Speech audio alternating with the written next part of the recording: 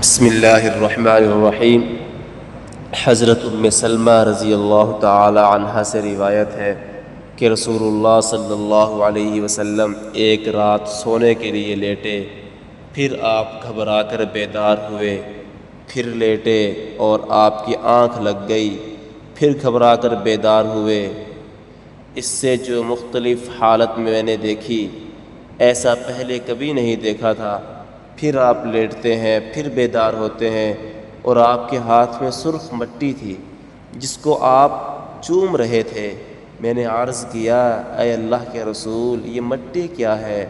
تو رسول اللہ صلی اللہ علیہ وسلم نے فرمایا کہ مجھے جبرائیل علیہ السلام نے خبر دی کہ یہ حسین عراق کی زمین میں قتل کیے جائیں گے۔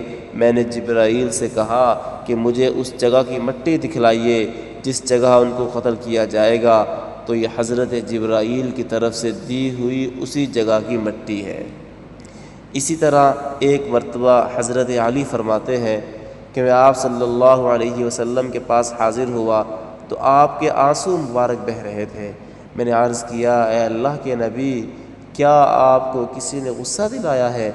آپ کی آنکھوں سے آنسو کیوں جاری ہیں؟ تو نبی اکرم صلی اللہ علیہ وسلم نے فرمایا کہ ابھی جبرائیل میرے پاس آئے تھے، انہوں نے مجھے بتلایا کہ حضرت حسین کو فرات نہر کے کنارے قتل کیا جائے گا۔ جبرائیل نے کہا، کیا آپ کو اس جگہ کی مٹی کی خوشبو دکھاؤں؟ تو نبی اکرم صلی اللہ علیہ وسلم نے فرمایا کہ جی ہاں۔